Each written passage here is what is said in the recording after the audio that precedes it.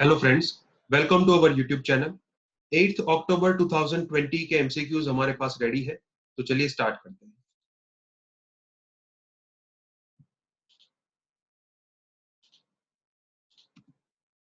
Question number 1, which of the following lay और lays restriction on right to protest in India? First, fundamental rights. Second, directive principles of state policy. And third, fundamental duties. तो चलिए देखते हैं correct answer क्या होगा। So the correct answer is C, 1 and 3। C जो है हमारा correct answer है। अब देखिए, राइट टू प्रोटेस्ट के ऊपर अगर रिस्ट्रिक्शन की बात करें, तो आप सभी को पता है कि right to protest is a part of article 19 of the Indian constitution. That means freedom of speech and expression and peaceful assembly. लेकिन उसके ऊपर आर्टिकल 19 सब आर्टिकल 2 जो है, उसके अंदर कुछ रीजनेबल रिस्ट्रिक्शंस जो है वो मेंशन किए गए हैं। तो फंडामेंटल राइट्स जो है वो राइट टू प्रोटेस्ट के ऊपर कोई ना कोई रिस्ट्रिक्शन लगाता है। डायरेक्टिव प्रिंसिपल के अंदर ऐसे कोई भी रिस्ट्रिक्शन नहीं है।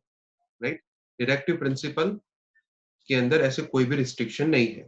आप सभी को पता है कि जनरली अगर हम डायरेक्टिव प्रिंसिपल्स की बात करें, तो वो स्टेट गवर्नमेंट्स जो है उनको कुछ करने के लिए प्रिंसिपल प्रोवाइड करते हैं। कोई रोक, उनके ऊपर कोई रोक नहीं होती। थर्ड जो है वो करेक्ट है, बिकॉज फंडामेंटल ड्यूटी के अंदर एक ये भी ड्यूटी है to safeguard the public property, and we can say that it is some kind of restriction upon right to protest upon the people. तो फंडामेंटल ड्यूटीज भी करेक्ट होगा। Answer is C, 1 and 3। So Supreme Court ने ये फैसला दिया है कि शाहीन बाग के अंदर जो प्रोटेस्ट कर रहे हैं, तो उसके अंदर उन्होंने जो प्रॉपर्टी को एक्वायर करके रखा है इतने टाइम से, so properties can not be acquired indefinitely. Right, public place है तो उसका आपको लिमिटेड टाइम तक आप यूज कर सकते हैं, और उसका यूज भी इस तरीके से करना है कि आपकी वजह से दूसरों को तकलीफ ना हो। Question number 2. Which of the following statement is or are correct about Chief Minister? First, he is the nominal executive in Indian federal system. Second, procedure for the appointment of Chief Minister is determined as per the provisions of Article 164 of the Constitution. तो चलिए देखते हैं correct answer क्या होगा।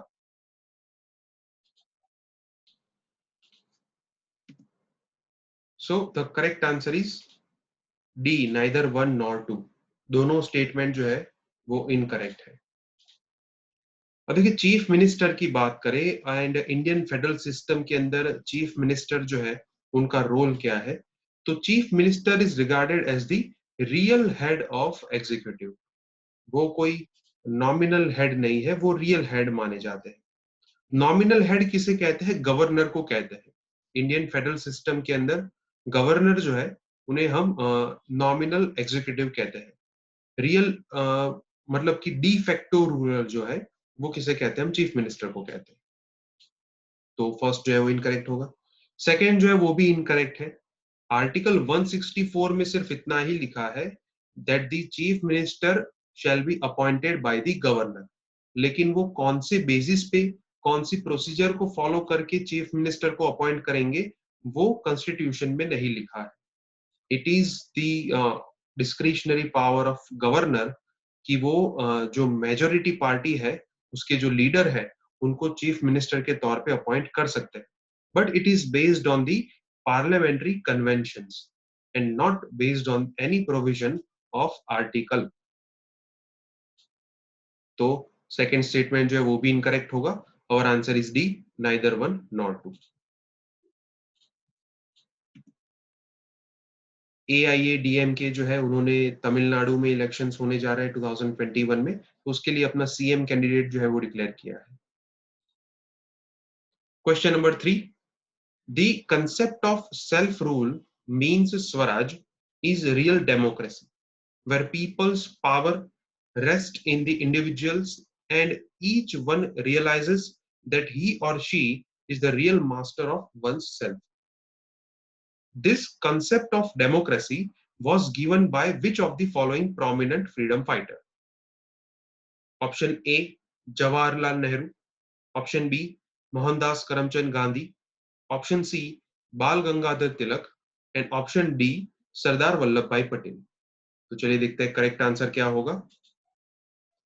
Correct answer is B Mohandas Karamchand Gandhi. Gandhi ji जो है उन्होंने ये डेमोक्रेसी का कंसेप्ट दिया था। अब देखिए यहाँ पे कंफ्यूजन हो सकता है। जैसे ही स्वराज की बात आती है तो हमारे मन में सबसे पहले फ्रीडम फाइटर आते हैं बाल गंगाधर तिलक, बिकॉज उन्होंने ये कहा था कि Swaraj is my birth right and I shall have it, right. लेकिन जब लोगों को अथॉरिटी देने की बात आती है, जब लोगों को पावर देने की बात आती है, तो उसके अंदर मेजोरिटी कंसेप्ट जो है वो किसने दिए है? गांधी जी ने दिए है।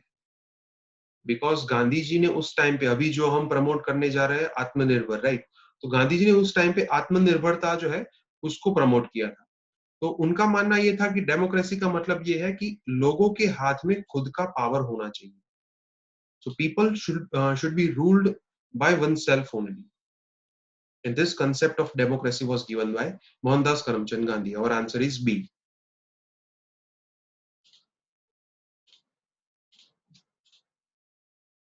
So यहाँ पे सुप्रीम कोर्ट ने अपने जजमेंट के अंदर डेमोक्रेसी से रिलेटेड भी काफी सारी चीजें बताई है।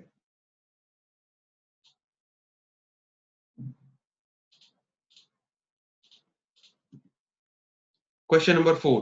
Which of the following statements are correct?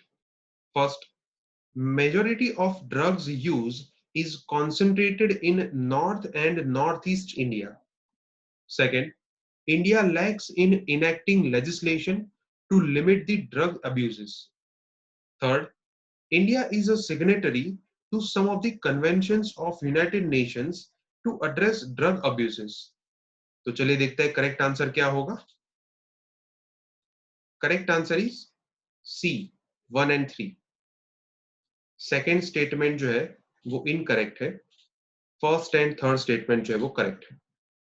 अब देखिए, अगर इंडिया के अंदर हम ड्रग अब्यूजेस की बात करें, ड्रग यूज की बात करें, तो रिसेंटली गवर्नमेंट ने जब 2020 की स्टार्टिंग में एक रिपोर्ट पब्लिश किया था, तो उसके अंदर Punjab, Haryana, Delhi, Uttar Pradesh and north east India जो है, इस रीजन को सिलेक्ट किया गया था।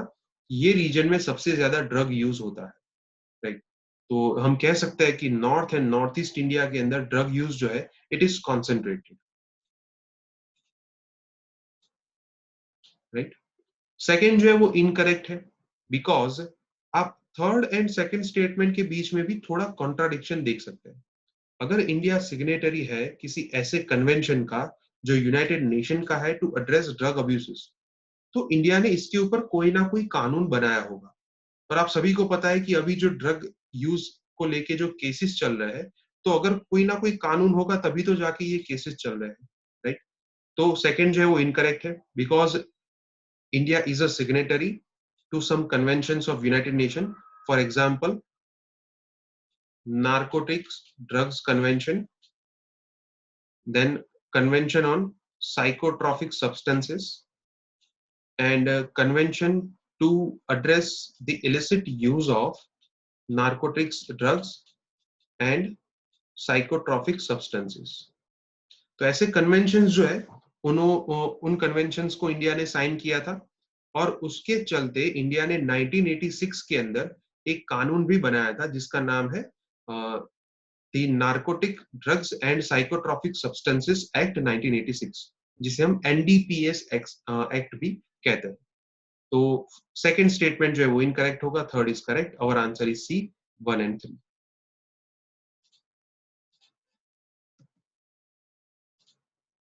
सो अभी ड्रग को लेके ये केस चल रहा है, काफी फेमस केस है। इस केस की प्रोसीडिंग्स क्या है वो हमारे लिए इंपॉर्टेंट नहीं है, लेकिन ड्रग अब्यूज जो है वो itself is an bigger issue.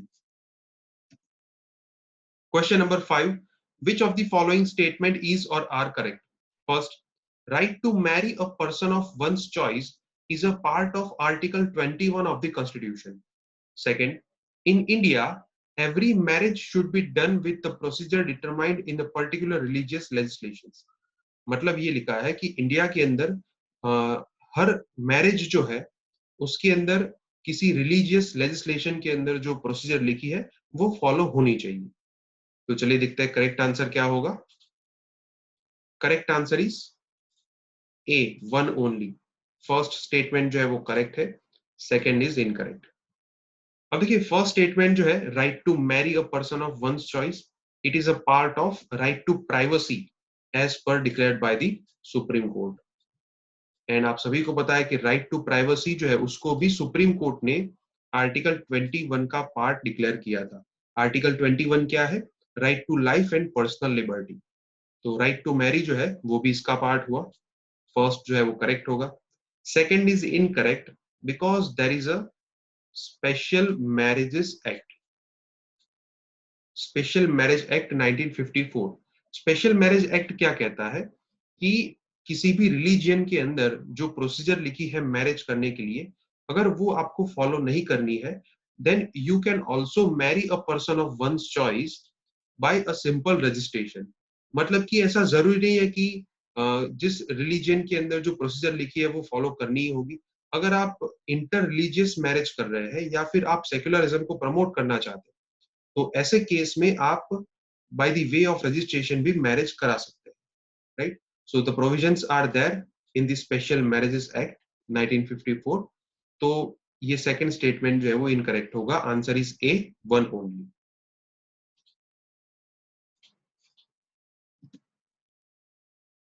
तो स्पेशल मैरिज एक्ट जो है उसको काफी बार क्रिटिसाइज किया जाता है, बिकॉज उसके अंदर एक ये प्रोविजन है कि जब कोई पर्सन रजिस्ट्रेशन कराता है under special marriage act, so there is a provision for the objection. अब ये प्रोविजन के अंदर क्या है कि अगर उस मैरिज से किसी को कोई ऑब्जेक्शन है तो वो 30 डे के अंदर कोर्ट में अपील कर सकता है, राइट? अब यहाँ पे सवाल ये है कि अगर सभी को फ्रीडम है to marry the person of one's choice, तो फिर ये ऑब्जेक्शन का सवाल कहाँ से आया? तो इस वजह से ये स्पेशल मैरिज एक्ट जो है उसको क्रिटिसाइज किया जाता है। Question number 6, which of the following statement is or are correct about central pollution control board? CPCB के बारे में कौन सा स्टेटमेंट करेक्ट है? First, it is a statutory organization under the Ministry of Environment, Forest and Climate Change, established for the exclusive purpose of tackling air pollution. Second, it functions for advising the center and state government on matters related to prevention, improvement and control of pollution. तो चलिए देखते हैं correct answer क्या होगा। Correct answer is B, second only. Second statement जो है वो correct है, फर्स्ट इज इनकरेक्ट। अब देखिए ये एक स्टैट्यूटरी ऑर्गेनाइजेशन है, ये बात करेक्ट है। ये मिनिस्ट्री जो यहाँ पे दी गई है, मिनिस्ट्री ऑफ एनवायरमेंट, ये भी करेक्ट है। बट एक वर्ड जो है एक्सक्लूसिव पर्पस, तो इसकी वजह से ये स्टेटमेंट जो है वो इनकरेक्ट होगा। बिकॉज जब initially central pollution control board को बनाया गया, so it was established for the control of water pollution. Because water pollution का एक्ट जो है वो बना था 1974 में।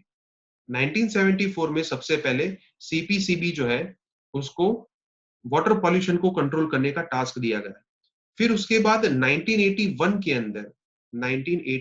अंदर जब air prevention and control of pollution act बना, तो उसके बाद सीपीसीबी को एयर पॉल्यूशन का टास्क भी दिया गया,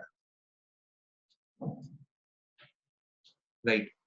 तो ये exclusive purpose of tackling air pollution की वजह से फर्स्ट स्टेटमेंट जो है वो इनकरेक्ट होगा। It deals with both kinds of pollution, water pollution and air pollution. Second जो है वो करेक्ट है। सेंटर एंड स्टेट दोनों गवर्नमेंट को पॉल्यूशन से रिलेटेड जितनी भी मैटर्स है उसके अंदर उसका रोल जो है वो क्या है? Advising role. तो our answer is B, second only.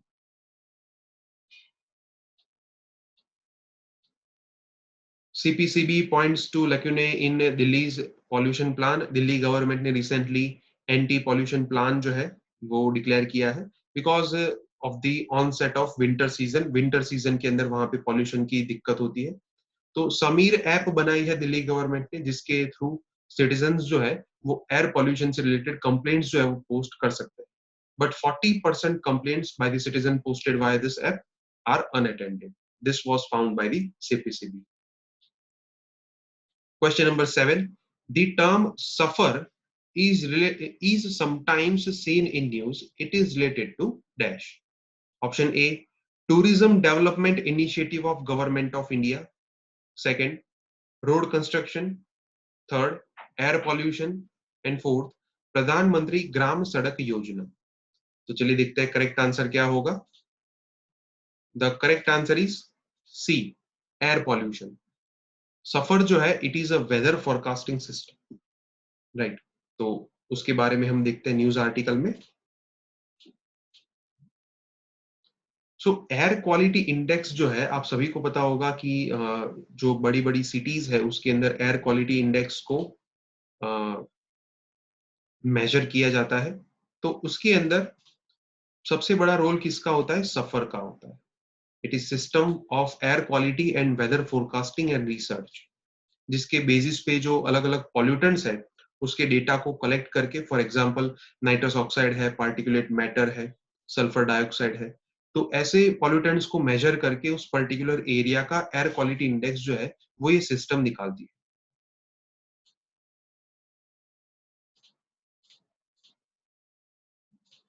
Question number 8.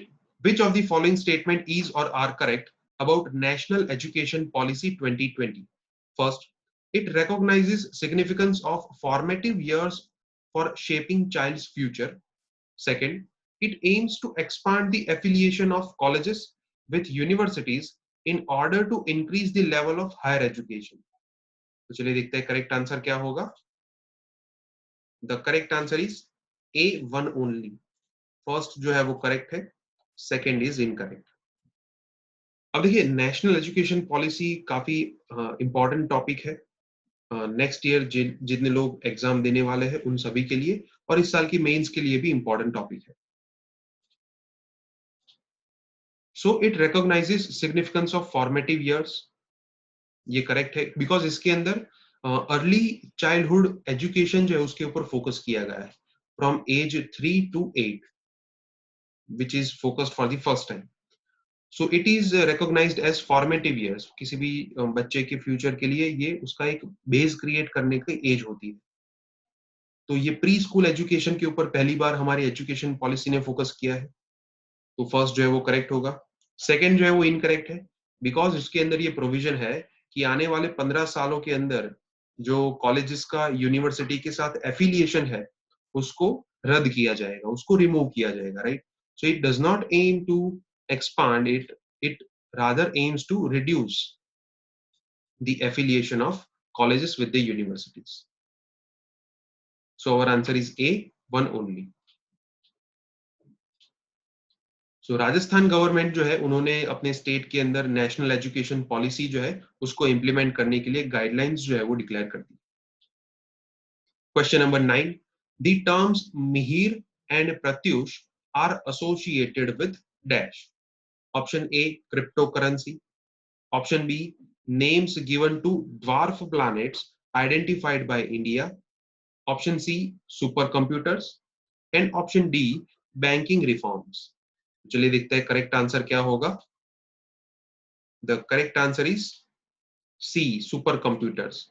अगर आप साइंस एंड टेक के अंदर करंट अफेयर्स को रेगुलर बेसिस पे ट्रैक करते हैं तो आपको पता होगा कि ये दोनों जो है they are a kind of super computers which is developed in India, right.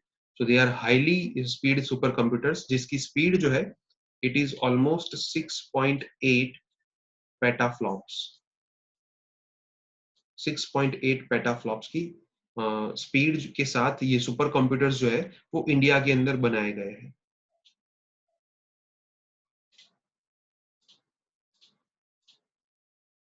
आज के न्यूज़पेपर में काफी अच्छा आर्टिकल है कि हमारी जो फ्लड फोरकास्टिंग टेक्नोलॉजी जो है उसके अंदर हम किस तरीके से उसको और भी इंप्रूव कर सकते हैं बाय यूजिंग आर्टिफिशियल इंटेलिजेंस. और इस पर्टिकुलर आर्टिकल में ये जो सुपर कंप्यूटर्स है उसको भी मेंशन किया गया है कि किस तरीके से आप इसे भी यूज कर सकते हैं.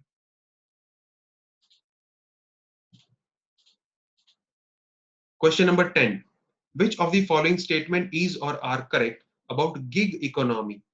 First, a gig economy is a free market system in which temporary employment are common. Second, it has a minute role in providing employment opportunities in India.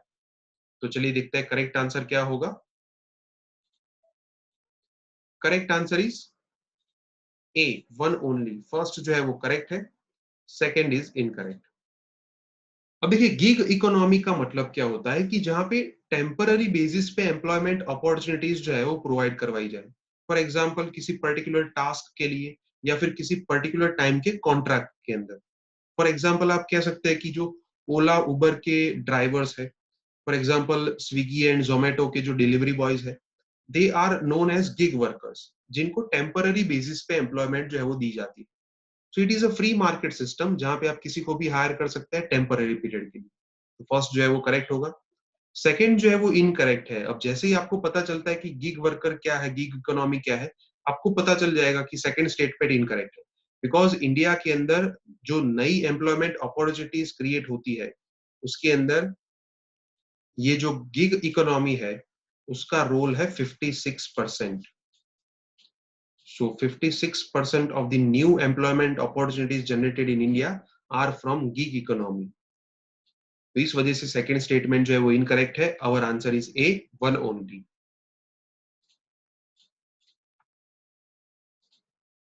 So gig workers के concerns के बारे में आज के newspaper में ये article है, which talks about the code on wages and code on social security, जिसके अंदर पर्टिकुलरली गिग वर्कर्स को बेनिफिट होगा ऐसे प्रोविजंस है। ओके फ्रेंड्स, तो आज के 10 एमसीक्यूज यहाँ पे कंप्लीट होते हैं। अगर आपको कोई डाउट है तो आप कमेंट सेक्शन में लिख सकते हैं। हमारे वीडियो पसंद आए तो इसे लाइक कीजिए और हमारे चैनल को सब्सक्राइब कीजिए। Thank you.